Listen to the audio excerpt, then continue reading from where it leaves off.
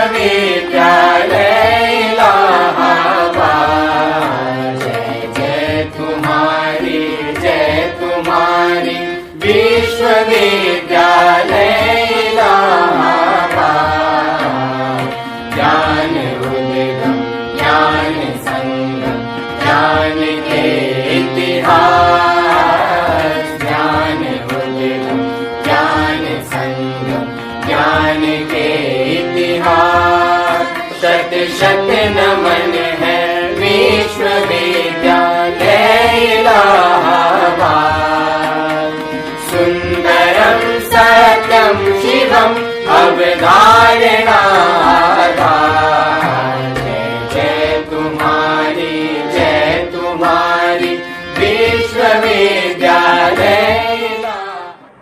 सच्चिदानंद रूपाय विश्वोत्पत्त्यादिहेतवे तापत्रय विनाशाय श्रीकृष्णाय वयं नमः।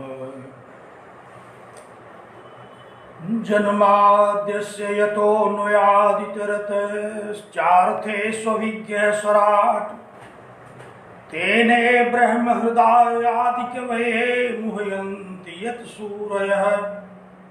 तेजो वारिमृदां यथा विनिमयो यत्र त्रिसर्गो मृषा।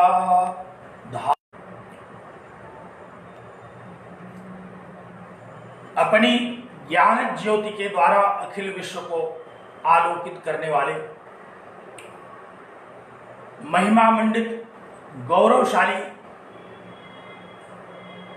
इलाहाबाद विश्वविद्यालय प्रयागराज के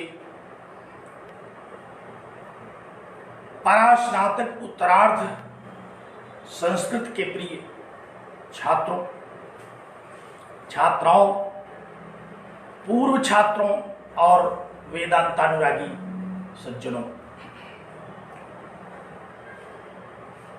ब्रह्मसूत्र शांकर भाष्य के अद्वैत वेदांत सम्मत इस चर्चा में हम लोग नियमित रूप से सम्मिलित हो रहे हैं।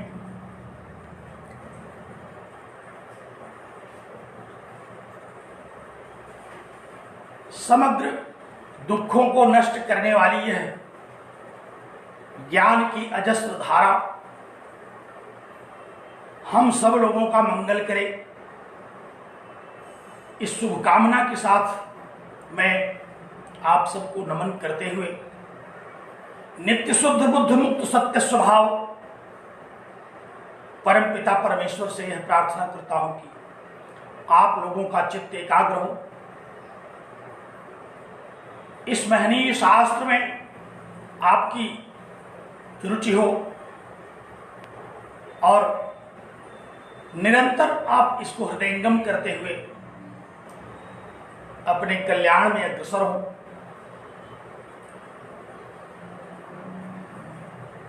स्मरण करें, हम लोग अध्यास भाष्य में भी विगत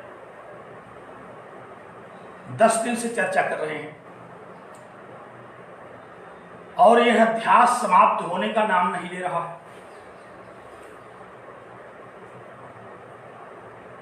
आपको स्मरण होगा, हम लोग इस बिंदु पर पहुंच चुके हैं कि चैतन्य आत्मा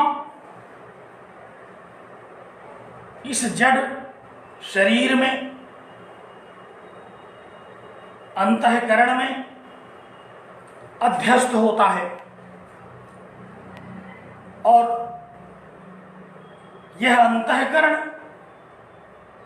उस चैतन्य आत्मा में अध्यस्त होता है। परस्पर अध्यास की यही परंपरा अनादिकाल से चली आ रही है। अनादिकाल से चलने वाले इस नैसर्गिक लोक व्यवहार का मूल आधार ही यह अध्यास है। बिना अध्यास के लोक व्यवहार का चलना ही असंभव है। ध्यान दीजिए, हम लोग इसी विषय पर चर्चा कर रहे थे कि अध्यास का आश्रय लेकर के ही यह लोक व्यवहार चल रहा है। जब तक देह, इंद्रिय, अंतःकरण आदि में चैतन्य का संसर्गाध्यास नहीं होता और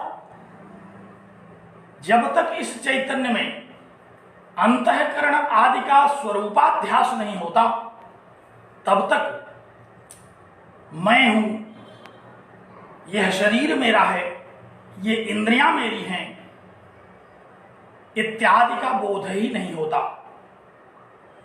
और इस बोध के न होने पर जगत व्यवहार ही नहीं चल सकता। भगवान भाष्यकार ने यह निष्कर्ष रूप में प्रतिपादित किया कि इस जगत के व्यवहार का मूल कारण ही अध्यास है,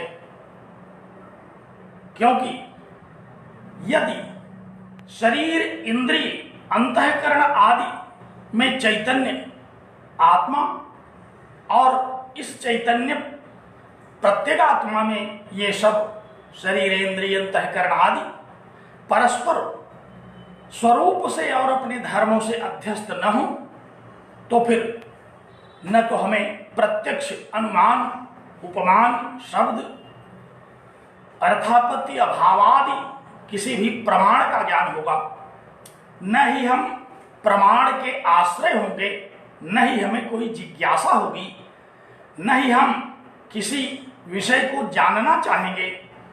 और जब जानना ही नहीं चाहेंगे, जब प्रमाता ही नहीं बनेंगे, तो हमारी इंद्रियां प्रमाण के रूप में कैसे किसी विषय का ज्ञान हमें कराएंगी। इसलिए यह अध्यास ही इस लोक व्यवहार का प्रमुख कारण है। इसलिए यह अध्यास प्रत्यक्षादि प्रमाणों का और विधि प्रतिषेध मोक्ष परक शास्त्रों का आश्रय होता है।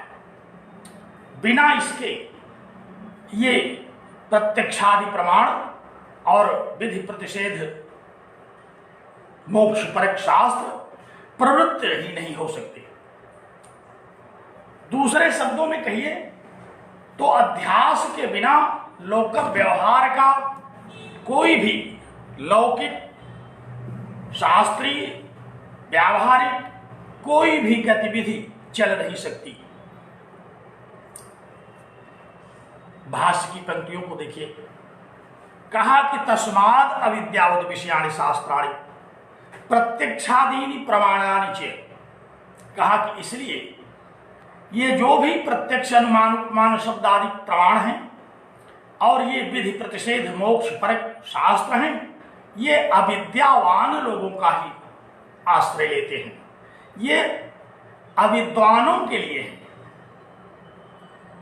मूर्खों के लिए है, ज्ञानियों के लिए हैं। ये जितने भी प्रमाण हैं, जितने भी शास्त्र हैं, इनका उपयोग किसके लिए है? जो अविद्यावान है, अविद्या से युक्त जो होगा उसी को तो इन शास्त्रों की आवश्यकता होगी। इसलिए भगवान भाष्यकार ने इस बात को सुस्थापित कर दिया कि अविद्यावानों के लिए ही ये सारे शास्त्र हैं और ये सारे प्रमाण हैं। अब इस पंक्ति ने तो हम लोगों को एक बड़े संदेह में डाल दिया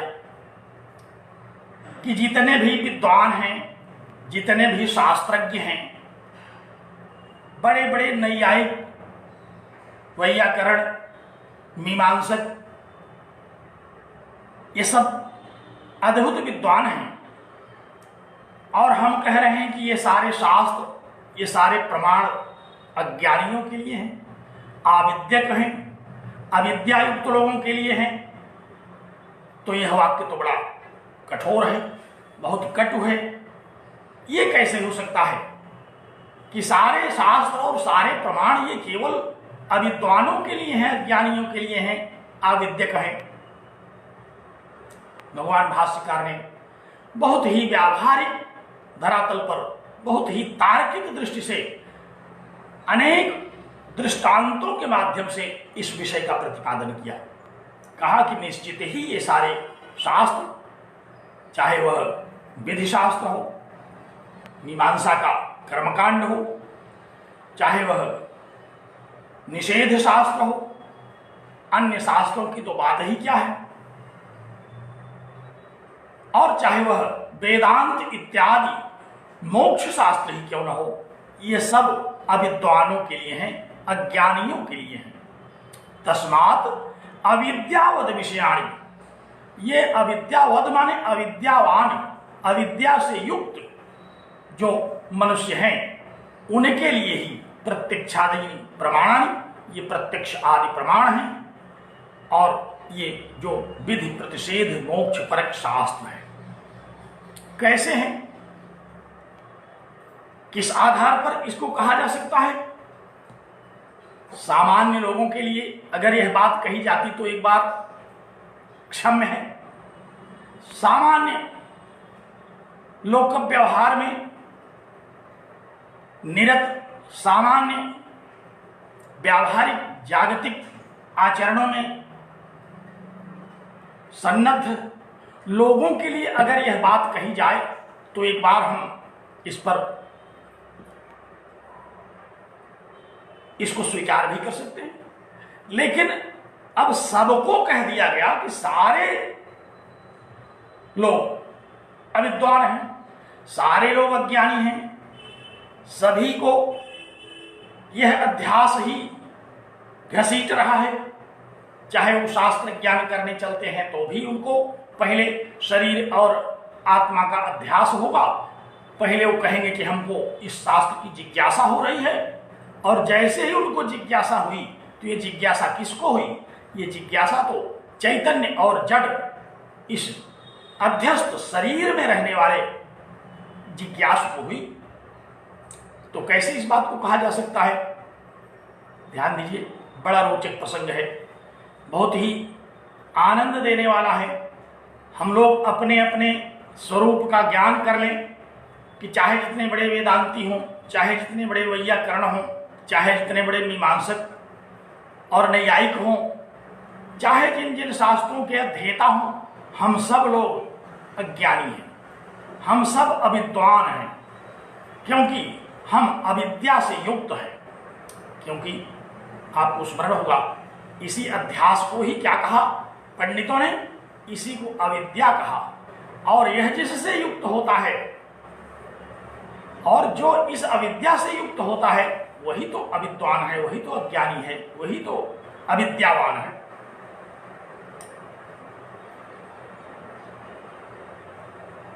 विद्वानों ने भगवान शंकराचार्य से पूछा कि कैसे आप इस बात को कह रहे हैं, किस आधार पर आपकी यह बात मान ली जाए?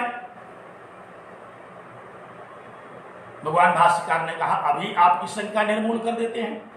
पश्चाद्भिश्च विशेषात्, भाष्य की पंक्ति देखिए, पश्चाद्भिश्च विशेषात्, कहा कि आप यदि बहुत बड़े शास्त्रों के शास्त्रज्ञ हैं, जितने भी विषयों में शास्त्री कर लिए हों, लेकिन आपके और पशु के व्यवहार में कोई अंतर नहीं है। पशु जिस प्रकार का आचरण इस व्यावहारिक जगत में कर रहा है, उसी प्रकार शास्त्रज्ञ, विद्वान, प्रमाणज्ञ, ये सब भी इसी प्रकार का आचरण करते हैं। दोनों के आचरण में किसी भी प्रकार का भेद नहीं है। ऐसा नहीं है कि विद्वान लोग विशेष आचरण कर रहे हैं जो पशुओं के आचरण से बहुत विशिष्ट है। और दृष्टांत के द्वारा समझाया, कहा कि यथा ही पश्वादय, जैसे अब पशु के बारे में ही सुन लीजिए, पशुओं के विषय में ही विचार कर लीजिए। पहले आप अपने आप को विद्वान मानते हैं तो पहले पशु के विषय में विचार कर लीजिए, क्या व्यवहार होता है पशु का। कहा कि पश्वादय शब्दादि भी श्रोत्रादि नाम संबंधे सति, शब्दादि विज्ञाने प्रतिकूले जाते ततो निवर्तन्ते अनुकूले च प्रवर्तन्ते। पशु हैं, इनको जब कोई आवाज सुनाई पड़ती है, कोई जब इनको बुलाता है और इन्हें वह आवाज अपने लिए हितकारी लगती है, अनुकूल लगती है, तब ये उस आवाज की ओर अभिमुख हो जाते हैं, तब उधर चल देते हैं।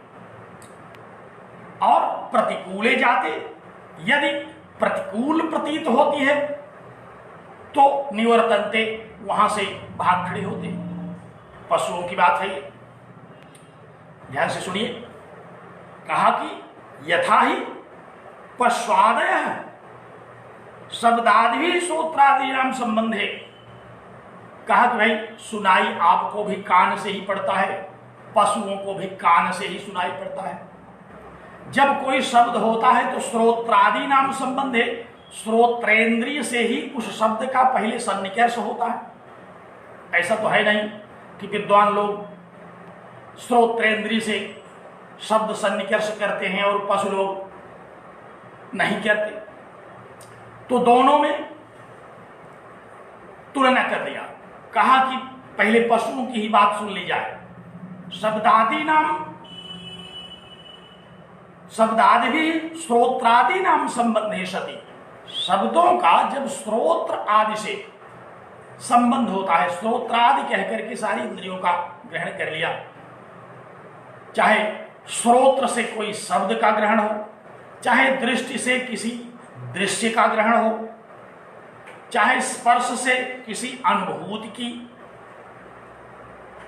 कोई अनुभूति हो, तो अनुकूले जाते प्रवर्तनते।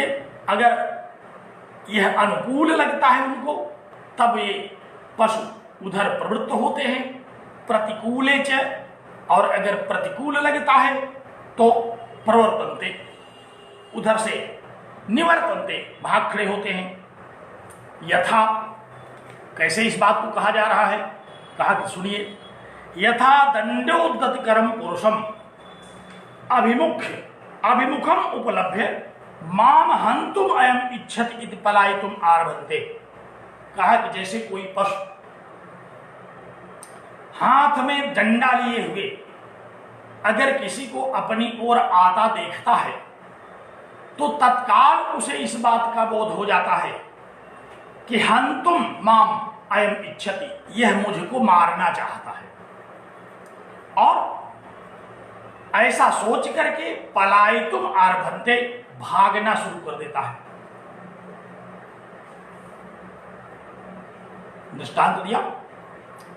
कहा कि जैसे यदि कोई व्यक्ति हाथ में दंड लेकर के, लाठी लेकर के आ रहा हो और कोई पशु उसको देखता है, तो देख करके उसे तत्काल यह बात समझ में आ जाती है कि अयम माम हंतुम इच्छति, यह मुझको मारना चाहता है, और यह विचार करके, यह निर्णय लेकर के वह तत्काल पलायितुम आरभन्ते, ये सारे पशु तत्काल भाग खड़े होते हैं, भागने लगते हैं। डंडे को देख करके कोई भी इस निश्चय पर पहुंचने में विलंब नहीं करता, और हरित तृणपूर्ण पाणी उपलब्ध, अगर यह देखता है कि कोई व्यक्ति हाथ में हरी हरी घास लेकर के आ रहा है, अगर कोई पशु सामने से आते हुए किसी व्यक्ति को यह देखता है कि वह हाथ में हरी हरी घास लेकर के आ रहा है, उस घास को मुझे खिलाना चाहता है, ऐसी दशा में, ऐसी परिस्थिति को उपलब्धि प्राप्त करके तम प्रत्यभिमुखी भवंती, उस व्यक्ति की ओर वह अभिमुख हो जाता है। पशुओं के विषय में एक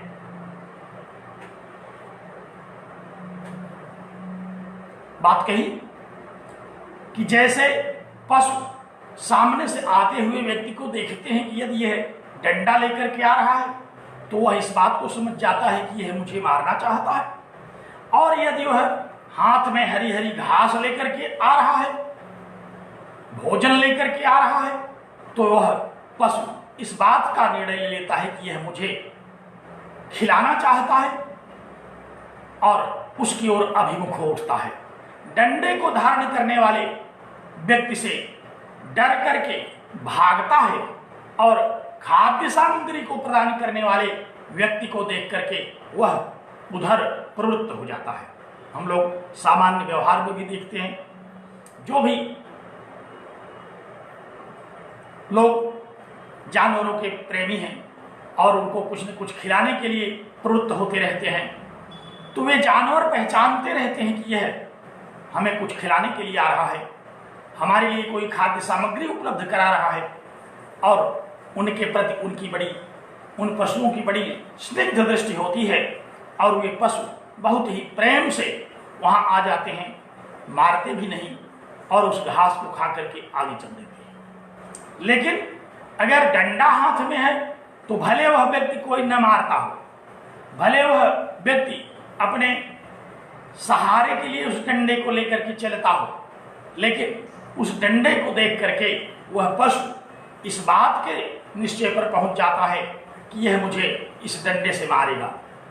कैसे इस बात का निर्णय उसको हो जाता है? अनादिकाल से पशुओं को डंडे के प्रभाव का ज्ञान है। अनादिकाल से पशुओं को हरी हरी घासों का स्वाद पता है। तो डंडे का स्वाद और हरित तृण का स्वाद यह अनादिकाल से चला आ रहा है। ऐसा कोई ट्रेनिंग सेंटर नहीं खुला है कि पशुओं को यह बताया जाए कि भाई जब कोई डंडा लेकर के आएगा तो आप भागिए, और जब कोई हरी हरी घास लेकर के आएगा तो आप चल पड़िए। ऐसा कहीं कोई शिक्षा संस्थान नहीं चलता, लेकिन सभी पशु अपने अनुकूल परिस्थितियों को जानते हैं और अपनी प्रतिकूल परिस्थितियों को जानते हैं।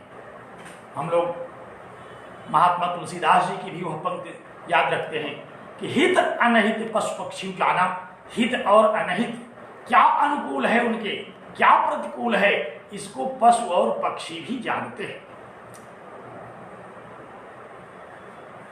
अब कोई कहे कि हाँ पशु पक्षी तो जानते हैं, इसमें कौन सी आप नई बात बता रहे हैं? कहा हम नई बात तो बता ही नहीं रहे हैं, हम तो अनादिकाल से चली आ रही इस लौकिक व्यवस्था, इस लौकिक व्यवहार की चर्चा कर रहे हैं। इसमें कोई नई बात नहीं है। हम आपका ध्यान आकृष्ट कर रहे हैं कि पशुओं के आचरण में और विद्वानों के आचरण में कोई भेद नहीं होता।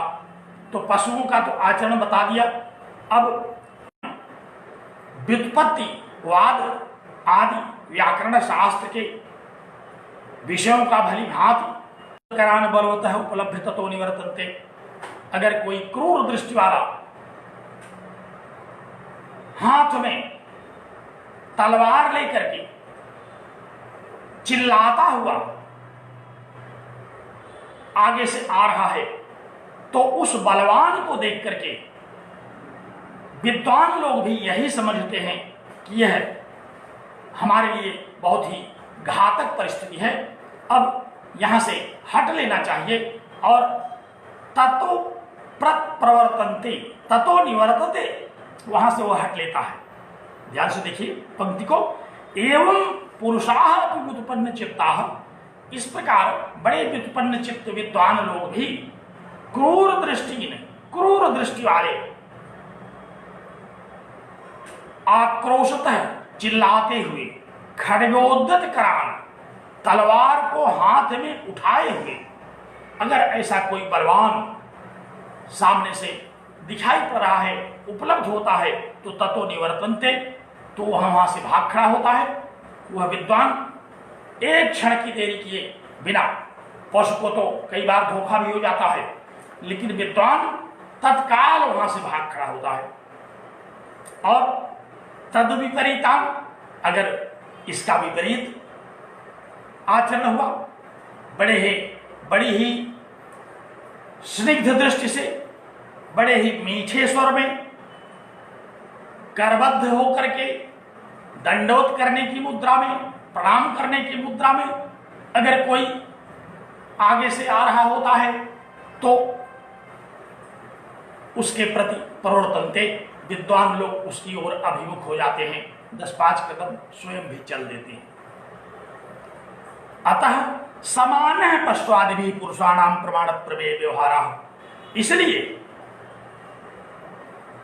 पश्वादि भी पुरुषाणाम, पशु और पुरुषों का, पशु और विद्वानों का प्रमाण प्रमेय व्यवहार, जो प्रमाण प्रमेय व्यवहार है यह समान है।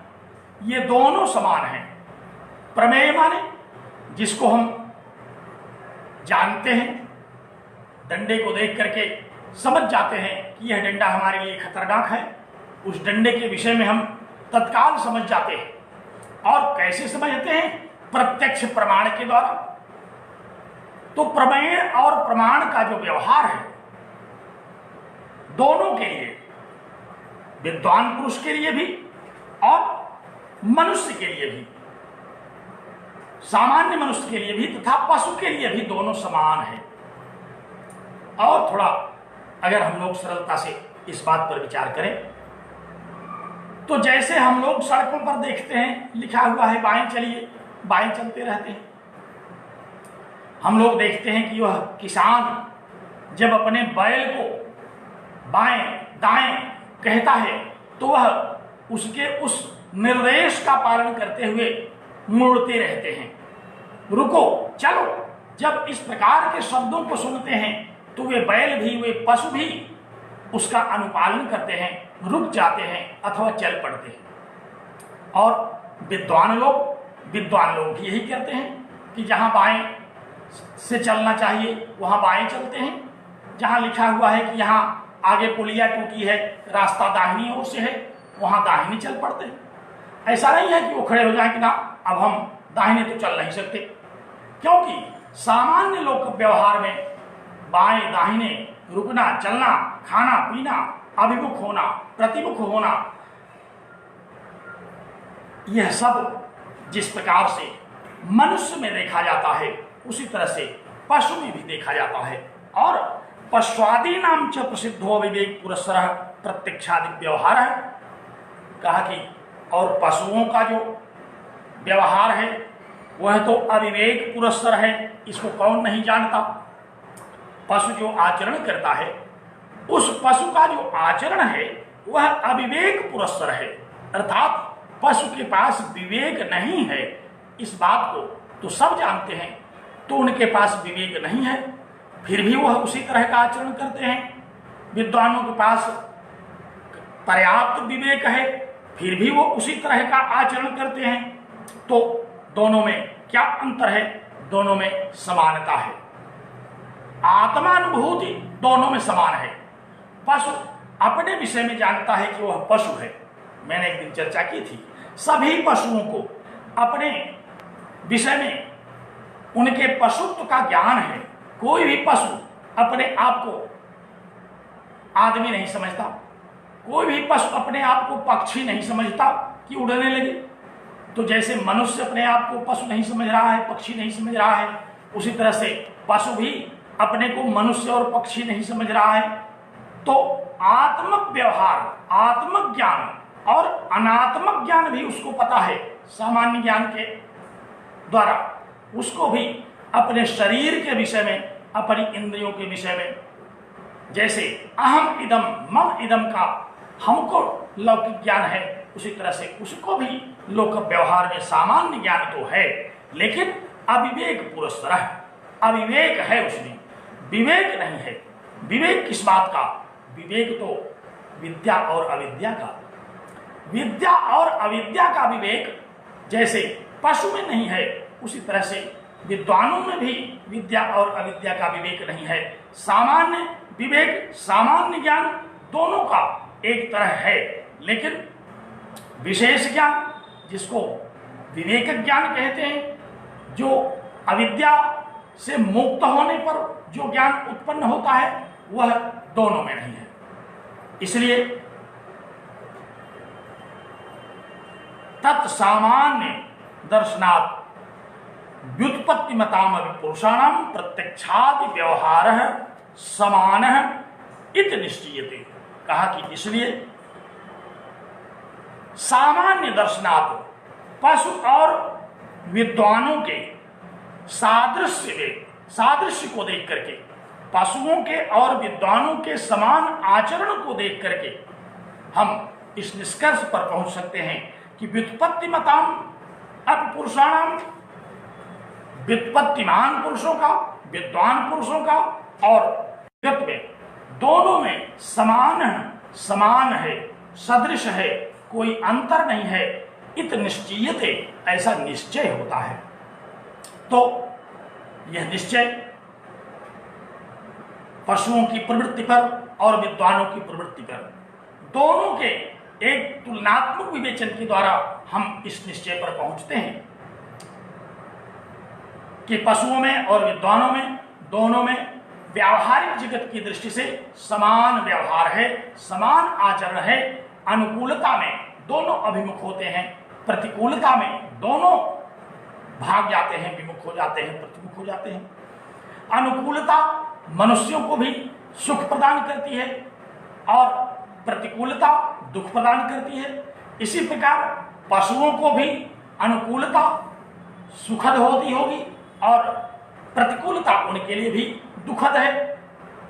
तो इस निश्चय को करने में किसी प्रकार का कोई संदेह नहीं है कि सामान्य व्यवहार में अनादिकाल से यह जो जगत व्यवहार है, इसमें पशुओं का भी, विद्वानों का भी, सामान्य जीव जंतुओं का भी, मनुष्यों का भी, सबका व्यवहार समान है, व्यवहार समान है।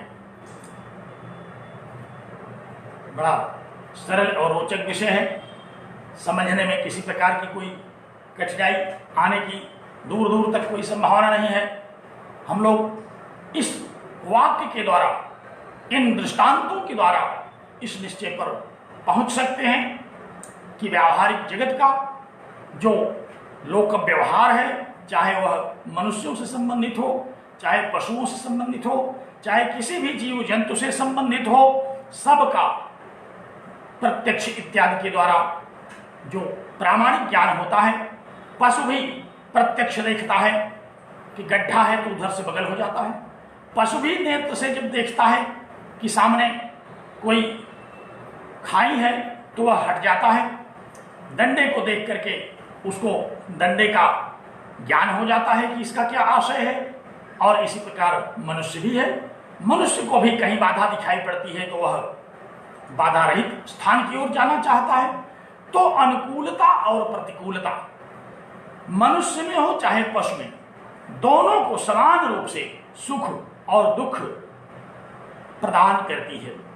इसलिए यह निश्चय होता है कि जो व्यावहारिक जगत है, इसमें विद्वानों में और सामान्य जन में, पशुओं में और सामान्य जंतुओं में व्यावहारिक दृष्टि से कोई भेद नहीं है। इस चैतन्य का इस शरीर में अध्यास दोनों को रहता है, दोनों शरीर के द्वारा उसी प्रकार के आचरण करते हैं।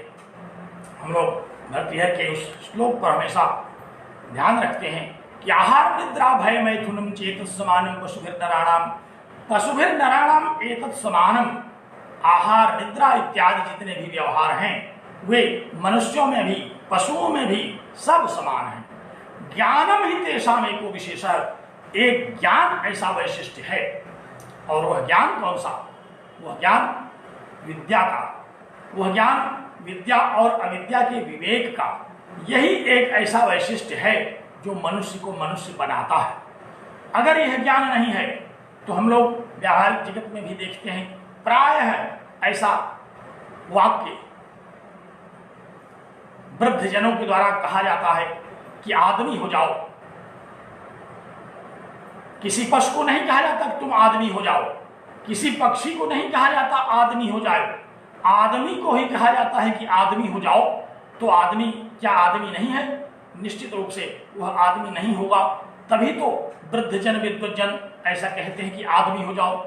आदमी का जो आचरण, आदमी का जो विवेक, आदमी का जो ज्ञान शास्त्रों में वर्णित है, उस ज्ञान से युक्त होने का संदेश ही विद्वज्जन, ज्ञानीजन और शास्त्र ये सब देते हैं।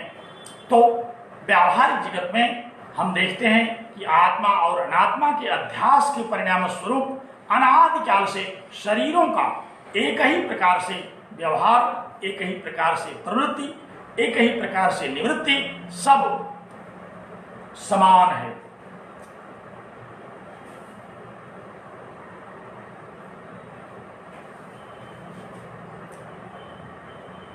मुझे भरोसा है कि आप लोग समझ गए होंगे। बात बड़ी सरल सी थी, इसको समझने में कहीं से कोई कठिनाई नहीं होगी। एक मीमांसा शास्त्र के आचार्य वहां बैठे थे, वो बिगड़ गए इस बात को सुन करके। उन्होंने कहा कि देखिए, औरों को कहिए तो कहिए, हमको आप नहीं कह सकते, मीमांसकों को आप नहीं कह सकते, क्योंकि हमें आत्मा और अनात्मा का ज्ञान है। क्योंकि अगर हमको आत्मा और अनात्मा का ज्ञान न होता तो हम इस पितृपक्ष में श्राद्ध क्यों करते। हम जानते हैं कि यह शरीर आत्मा नहीं है, इस शरीर में रहने वाला आत्मा है, और इसीलिए मृत्यु के उपरांत हम उसको श्राद्ध, तर्पण इत्यादि करते हैं। हम जानते हैं कि यही आत्मा इस शरीर को छोड़ करके स्वर्ग आदि लोगों को प्राप्त होता है। इसलिए हमारी तुलना पशुओं से मत करिए। सामान्य लोगों को भले इस बात का ज्ञान न हो, लेकिन हम जो मीमांसक जन हैं, पंडित लोग, हम तो इस बात को जानते हैं कि आत्मा और शरीर अलग अलग हैं। इसीलिए हम परलोक संबंधी क्रियाओं को करते हैं। हमें इहलोक और परलोक दोनों के विषय में ज्ञान है कि कब इस लोक के संदर्भ में इस लोक को अच्छा बनाने के लिए हमें क्या करना चाहिए, परलोक को बनाने के लिए हमें क्या करना चाहिए, यह हमें ज्ञान है। इसलिए अन्य शास्त्रज्ञों को आप कहा करिए, लेकिन मीमांसा जानने वाला, जो कर्मकांड जानने वाला, पूर्व मीमांसा का जो आचार्य है, उसको यह बात बिल्कुल स्वीकार नहीं हुई, और उसने कहा कि देखिए, हमको तो ज्ञान है, शास्त्रीय तो व्यवहारिक। ध्यान दीजिए, एक शब्द महत्वपूर्ण है। तो मीमांसक ने क्या कहा? कहा कि शास्त्रीय तो व्यवहारे परलोक संबंधम अधिक्रियते। हम शास्त्र व्यवहार को जानते हैं। क्या कहा मीमांसक ने? कहा कि हम मीमांसा शास्त्र के अध्ययन के उपरांत इस विषय को समझ चुके हैं कि आत्मा इस शरीर का परित्याग करता है, आत्मा इस शरीर को छोड़ करके परलोक जाता है, और इसीलिए हमारी शास्त्रीय व्यवस्था है। हम अगर उसको न जानते होते, अगर हम आत्मा और अनात्मा का भेद, उसका विवेक न होता, तो हम यह कर्मकांड क्यों करते? इसका निराकरण कर रहे हैं भगवान शंकराचार्य। कहते हैं कि शास्त्रीय तो व्यवहारे यद्यपि बुद्धि पूर्वकारी नाविदित्वात्मनः परलोक संबंधम अधिक्रियते। कहा कि मीमांसकों को शरीर और जीवात्मा का ज्ञान भले हो, भले ही वह इस विषय को ठीक से जानते हो कि शरीर जीवात्मा नहीं है, जीवात्मा शरीर से पृथक है, इस शरीर को त्याग करके यह जीवात्मा परलोक को जाता है, और इस बात को जान करके ही वह भले मीमांसा शास्त्री कर्मकांड करते हैं। तो क्या कहा? कहा कि शास्त्रीय तो व्यवहारे, कहा कि मीमांसकों का जो शास्त्रीय व्यवहार है, यद्यपि बुद्धि पूर्वकारी, यद्यपि यह बुद्धिमत्ता पूर्ण है, यद्यपि उनको इस बात का ज्ञान है कि शरीर अन्य है, जीव अन्य है, और नाविदित्वात्मना, इसको बिना जाने वे कर्मकांड की क्रियाओं को नहीं करते। वे इस जीव का परलोक से संबंध जानते हैं, और इसीलिए इस विषय को जान करके वे कर्मकांड का आचरण करते हैं। ध्यान से इस बात को ग्रहण कर लीजिए। कितना जानते हैं मीमांसक लोग? केवल इतना जानते हैं कि शरीर अन्य है और आत्मा, जीवात्मा अन्य है। क्यों जानते हैं इस बात को? क्योंकि मीमांसा शास्त्र में लिखा हुआ है। मीमांसा शास्त्र में ये निरूपित है, वर्णित है कि शरीर को छोड़ करके यह जीवात्मा कर्मफल भोग करने के लिए अन्य लोकों में जाता है। कठोपनिषद की वह पंक्ति याद करिए जहां नचिकेता ने यमराज के समक्ष यह जिज्ञासा प्रस्तुत की थी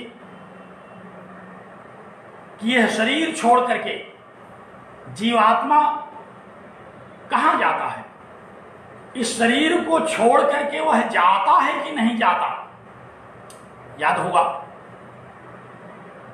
कठोपनिषद का वह प्रसंग जहां नचिकेता ने यमराज से यह जिज्ञासा की कि शरीर को छोड़ने के बाद इस जीवात्मा की क्या गति होती है।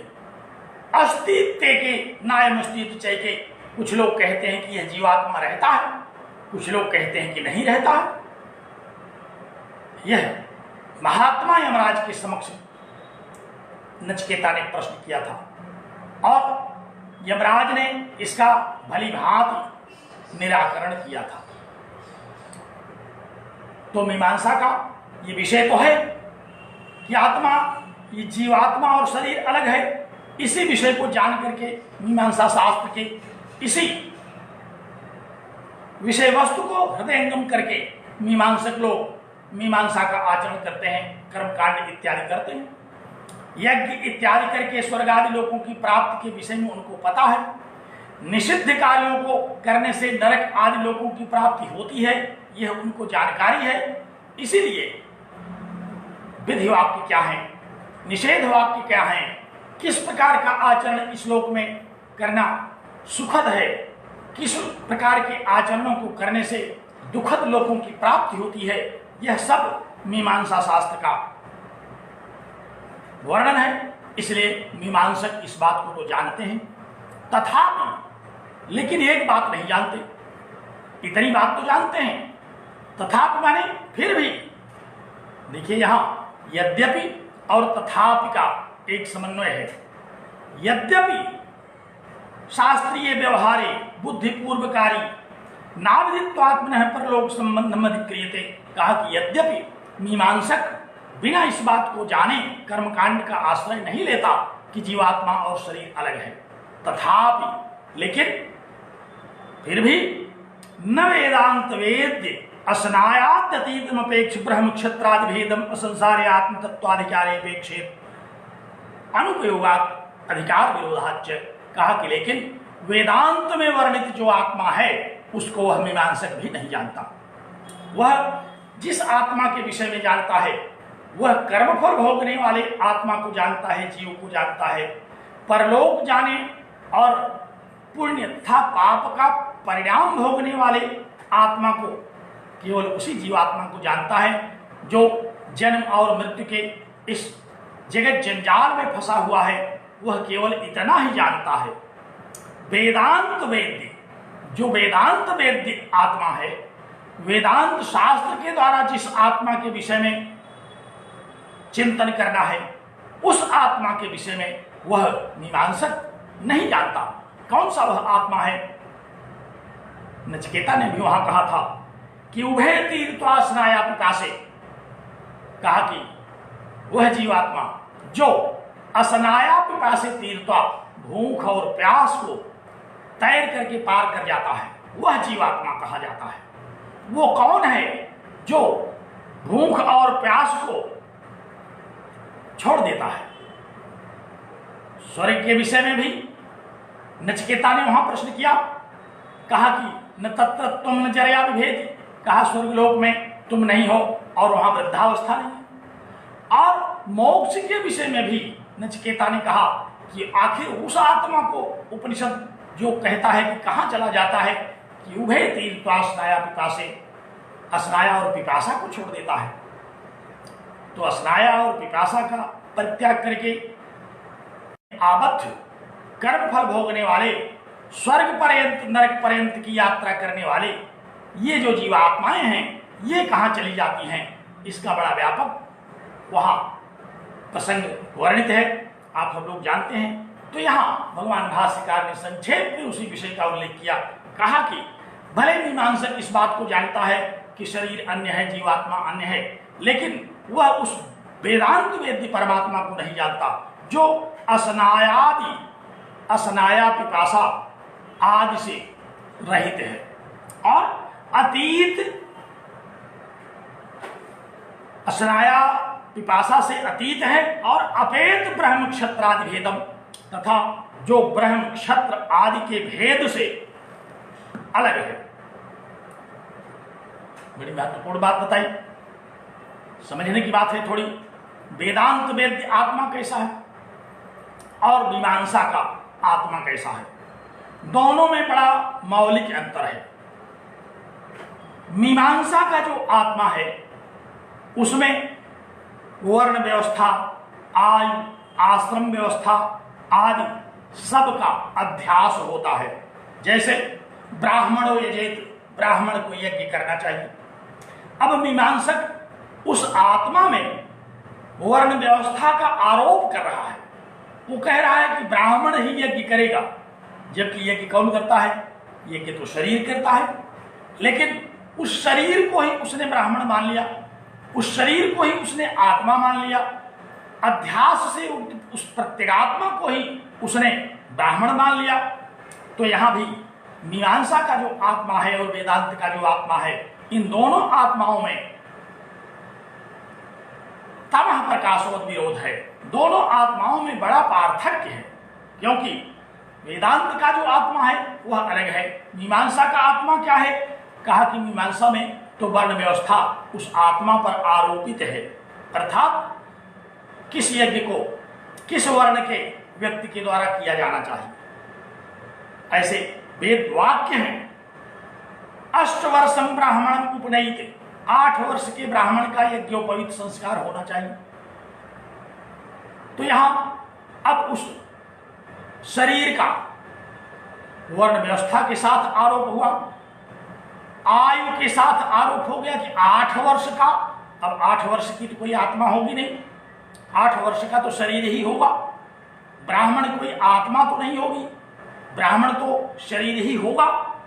तो इस प्रकार मीमांसा में अनेक ऐसे वाक्य हैं जो वर्ण व्यवस्था को, आश्रम व्यवस्था को, जैसे कहा कि न है वही स्नात्वाभिक्षेप, कहा कि स्नातक होकर के ब्रह्मचारी को गृहस्थों के यहां भिक्षाटन करना चाहिए। अब यहां ब्रह्मचारी को स्नातक हो जाने के बाद भिक्षाटन करने का, अब यहां स्नातक होना भी, ब्रह्मचारी होना भी, गृहस्थ होना, वानप्रस्थ होना, ये सारे के सारे आश्रम शरीर पर आधारित हैं। और कर्मकांडी कहता है कि हम आत्मा को जानते हैं। आत्मा को जानते हुए वह मीमांसक क्यों ऐसा आरोप वर्ण व्यवस्था का, आश्रम व्यवस्था का, आयु का आरोप क्यों करता है? इसलिए वेदांत वेद उस आत्मा को वह नहीं जानता। वेदांत वेद आत्मा कैसा है? कहा कि अपेत ब्रह्म क्षत्रादि भेदम, जहां ब्राह्मण क्षत्रिय आदि का भेद दूर हो चुका है, उस आत्मा में कोई ब्राह्मण क्षत्रिय आदि जो चातुर्वर्ण की व्यवस्था दी गई वह आत्मा पर आरोपित नहीं हो सकती।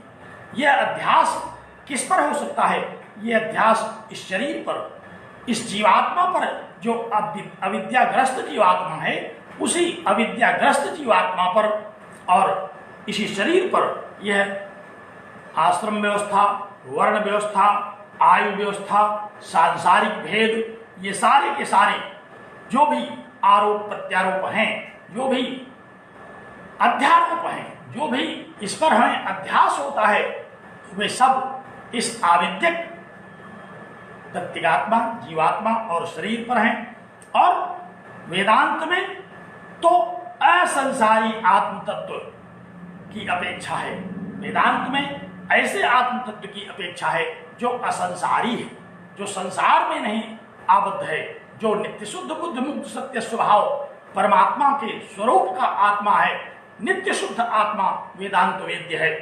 तो कहा कि उस आत्मा की अपेक्षा मीमांसा शास्त्र में नहीं है, और इसलिए भी नहीं है कि वहां उसका कोई उपयोग नहीं है।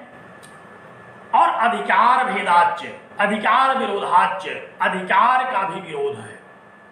मीमांसा में किसको अधिकार है, क्या क्या अधिकार है पूर्व मीमांसा में, और वेदांत में किसको क्या अधिकार है, यह दोनों विषय की दृष्टि से सर्वथा पृथक हैं। इसलिए तो मीमांसा के आचार्य में और वेदांत के आचार्य में आत्मा विषयक ज्ञान का भेद है, और इसलिए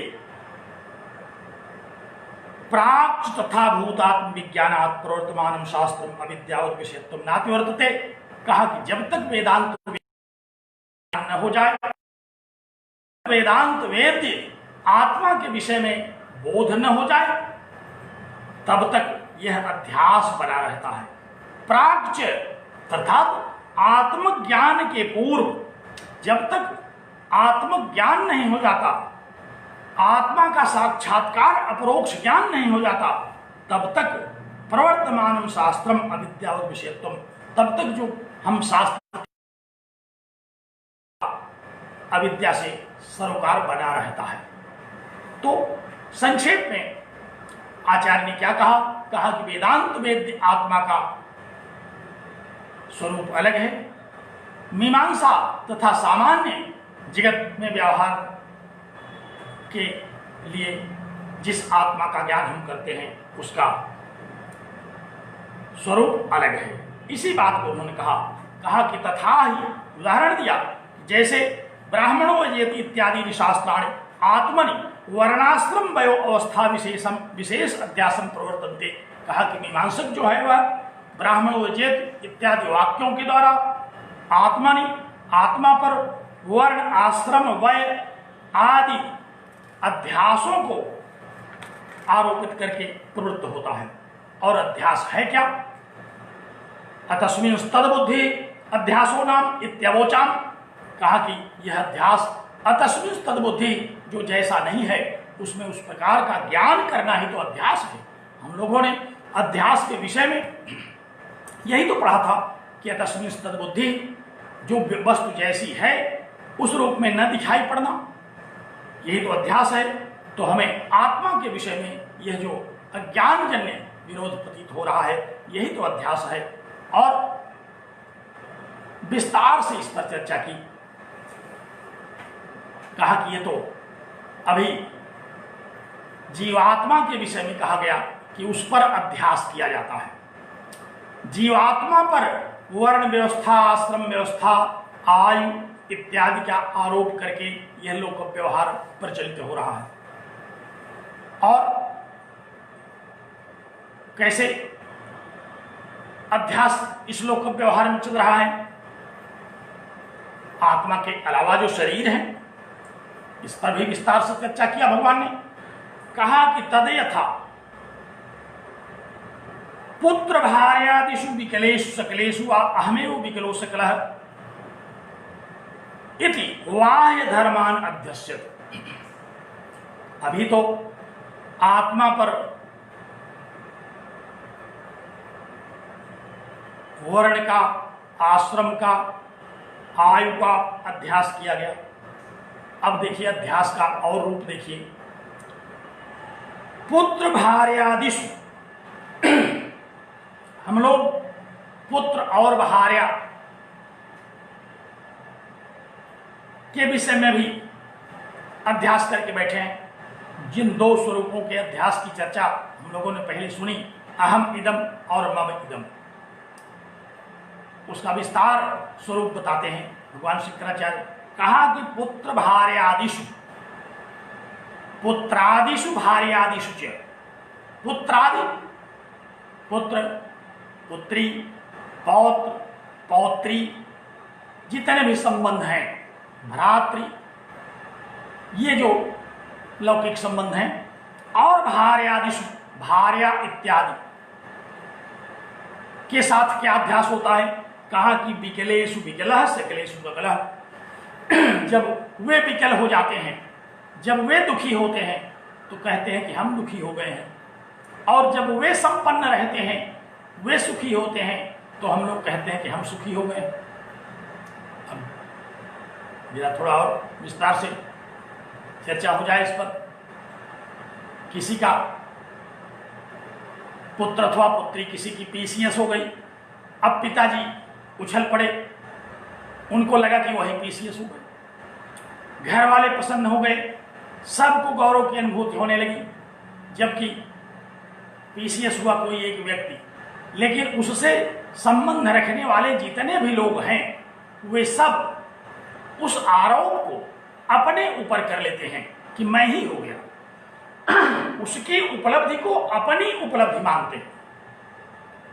और विकलेश अगर विकल हो गए, सिलेक्शन नहीं हुआ तो वह निराश हुआ, तो घर वाले भी निराश हो गए। कोई बीमार हो गया तो घर वाले भी बीमार पड़ गए, कोई मर गया तो मैं ही मर गया, इस प्रकार का अध्यास होता है। तो दूसरे शरीरों के साथ कैसे अध्यास हो रहा है, कहा कि ये दूसरे शरीरों के साथ सकलेश विकलेश सकलेश वाह में वो विकल सकलो वाहित बाह्य धर्मान आत्मनि अध्यक्षति। बाह्य धर्मान, बाह्य धर्मों को, दूसरे शरीरों का जो धर्म है अर्थात दूसरों की खुशी और दूसरों के दुख का जो स्वरूप है उसको हम अपनी आत्मा पर आरोपित करके उसके दुख से दुखी और उसके सुख से सुखी हो जाते हैं। तो बाह्य धर्मों का भी हम अपनी आत्मा पर अध्यास करते हैं, तथा देह धर्मान और अपने देह के धर्मों का, जैसे स्थूलोहम कृशोहम गौरोहम तिष्ठामि गच्छामि लंघयामि च, मैं गौरवर्ण का हूं, मैं श्याम वर्ण का हूं। शरीर ही गौरवर्ण, श्याम वर्ण, रक्त वर्ण जो भी होता हो वह शरीर होता है, लेकिन लोग अपने विषय में कहते हैं स्थूलोहम, मैं मोटा हो गया हूं।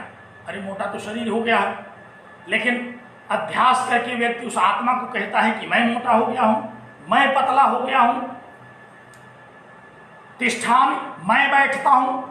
कोई ये नहीं कह रहा है कि मेरा शरीर बैठ रहा है, मेरी आंख देख रही है, मेरा पैर चल रहा है, कोई ऐसा नहीं कहता। सब लोग इस शरीर के जो धर्म है उस धर्म को आत्मा में अध्यस्त करके इस व्यावहारिक जगत में प्रवृत्त हो रहे हैं। तथा इंद्रिय धर्मान, शरीर के धर्मों को आत्मा में अध्यास किया, इसी तरह से इंद्रियों को धर्म, इंद्रियों का जो धर्म है उसको भी आत्मा में अध्यस्त करते हैं। जैसे तथा इंद्रिय धर्मान, भास की पंक्ति तो देखते चलिए, मूकः काणः क्लीबः बधिरः अंधोहम इति। कोई गूंगा है, उसको यह अनुभूति होती है कि मैं गूंगा हूं। गूंगे को अपने गूंगे होने का अध्यास हो रहा है, जबकि उसकी वाणी और है, केवल वाणी नहीं बोल रही है, लेकिन उसको अनुभूति क्या होती है कि वह गूंगा है। काण है, कोई नेत्र से दोषयुक्त है तो शरीर नेत्र से दोषयुक्त है, लेकिन उसको अपने को नेत्र से दोषयुक्त अनुभूति होती है। कोई शरीर क्लीब है, कोई कान से बधिर है, कोई आंख से अंधा है, लेकिन वह अपने को, अपनी आत्मा को इंद्रियों के इन धर्मों से अध्यस्त करके इस लोक व्यवहार में प्रवृत्त होता है। थोड़ी गति हमने तेज कर दी है, क्योंकि बड़ी सरल बात मैं आज आप लोगों के सामने रख रहा हूं। भगवान भाष्यकार ने किस प्रकार से बाह्य अर्थात दूसरे शरीरों के धर्म को आत्मा पर अध्यास होता है इसको बताया, फिर अपने शरीर के धर्मों का अध्यास कैसे होता है आत्मा पर इसको बताया, और फिर अपनी इंद्रियों का ही अपने आत्मा पर कैसे अध्यास होता है इसको बताया। तथा अंतःकरण धर्मान, कहा कि इसी तरह से अंतःकरण धर्म, जो अंतःकरण का धर्म है, बुद्धि का धर्म है निश्चय करना, और हम लोग आत्मा में यह अंतःकरण का धर्म अध्यस्त कर देते हैं कि मैंने यह निश्चय कर लिया है। अरे आपने क्या निश्चय कर लिया? निश्चय तो बुद्धि ने किया, लेकिन हम लोग क्या कहते हैं कि मैंने निश्चय किया। संकल्प विकल्प करना ये मन का काम है, लेकिन हम लोग कहते हैं कि मैंने ऐसा सोचा। तो ये अंतःकरण के जो भी धर्म हैं, क्या धर्म है अंतःकरण के? काम संकल्प विचिकित्सा अध्यवसाय आदि नाम। काम कामना करना, संकल्प करना, विचिकित्सा माने संशय करना, और अध्यवसाय माने निश्चय करना। ये सब अंतःकरण के धर्म हैं। इसमें मन, बुद्धि, चित्त और अहंकार सबके जो धर्म हैं अंतःकरणों को उसको बताया। कहा कि लेकिन हम इसका अध्यास आत्मा पर कर लेते हैं। हम कहते हैं कि मैंने निश्चय किया, मेरा ये संकल्प है, मेरा ये निश्चय है, मुझे संशय हो गया है। इस प्रकार जो अंतःकरण की प्रवृत्तियां हैं, जो अंतःकरण का धर्म है, उस अंतःकरण के धर्म का हम आत्मा में अध्यारोप करते हैं। और इसी तरह से एवं अहम प्रत्ययनम अशेष स्व प्रचार साक्षिण प्रत्यगात्मनि अध्यस्य तम च प्रत्यगात्मानं सर्वसाक्षिणं तद्विकरेण अंतःकरणादिषु अध्यस्यति। कहा कि इसी प्रकार आत्मा का भी हम अपने शरीर पर, अपनी इंद्रियों पर, अपने अंतःकरण पर और इन सब के धर्मों पर अध्यास करते हैं। इस प्रकार जैसे इंद्रियों का, शरीर का, बाह्य धर्मों का और अंतःकरण का अध्यास जैसे आत्मा पर हुआ, उसी तरह से आत्मा का जो अध्यास है वह इंद्रियों पर, अंतःकरण पर, शरीर पर, बाह्य वस्तुओं पर, इसी प्रकार आत्मा के भी अध्यास को करके हम प्रवृत्त होते हैं। कहा कि यह जो आत्मा का अनात्मा के साथ और अनात्मा का आत्मा के साथ यह जो अध्यास है, यह जो अध्यारोप है, यह जो आविद्यक आचरण है, यह अनादि काल से चला आ रहा है। और इसमें चाहे वह विद्वान हो, चाहे गैर पढ़ा लिखा हो, चाहे सामान्य व्यक्ति हो, चाहे वह पशु पक्षी इत्यादि हो, सब में समान व्यवहार देखा जाता है। पशु पक्षियों में भी हम लोग देखते हैं कि उनको भी अपनेपन का ज्ञान होता है। अपने बच्चे के प्रति उनके मन में भी क्षणिक ही सही एक लगाव होता है। अनुकूल और प्रतिकूल अनुभूतियों का उनमें भी अनुभव होता है। और चूंकि मनुष्य ज्यादा बुद्धिमान है, इसलिए वह सुख और दुख को ज्यादा देर तक ढोता है।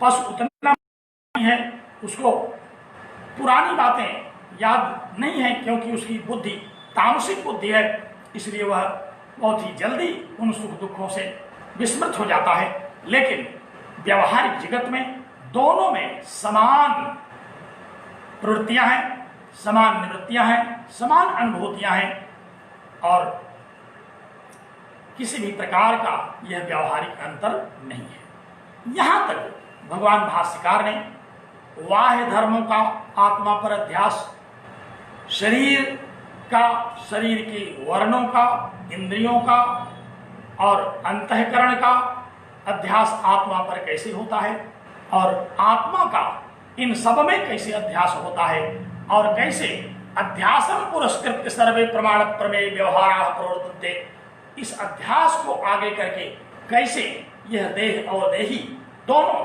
प्रवृत्त होते हैं, इस बात का वर्णन यहां तक भगवान भाष्यकार ने किया।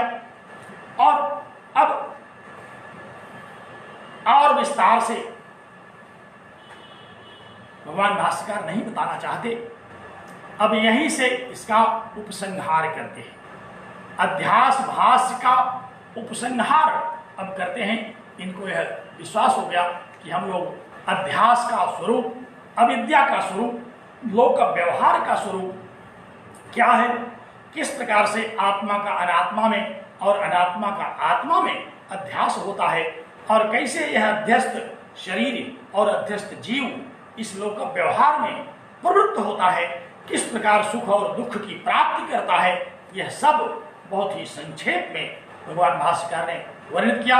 और अब यहाँ से उपसंहार करते हुए कहते हैं कि एवं अयम अनादि अनंतो नैसर्गिको अध्यासो मिथ्यारूप मिथ्या प्रत्यय रूप कर्तृभोक्तृ प्रवर्तक सर्वलोक प्रत्यक्ष।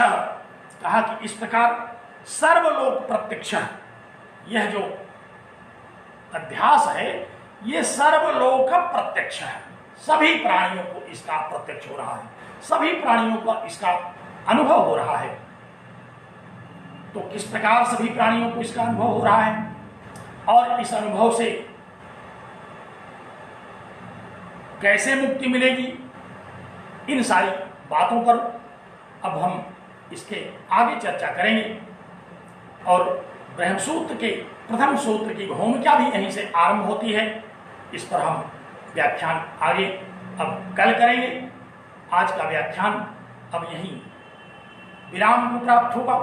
मैं अपनी वाणी को विराम दूं इसके पहले आप लोगों को मैं बहुत हृदय से धन्यवाद और साधुवाद देता हूं कि आप प्रतिदिन इस वेदांत शास्त्र में पूर्ण मनोयोग के साथ बैठते हैं, सुनते हैं और समझते हैं और संदेह नहीं करते, क्योंकि बार बार कहने के बाद भी आपको कोई संदेह नहीं उठ रहा है।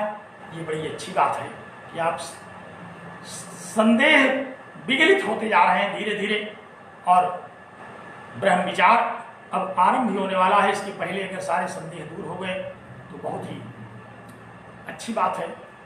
आप लोगों का परम कल्याण हो। मैं इन्हीं शुभकामनाओं के साथ आज अपनी वाणी को विराम देता हूँ। बहुत धन्यवाद, बहुत साधुवाद।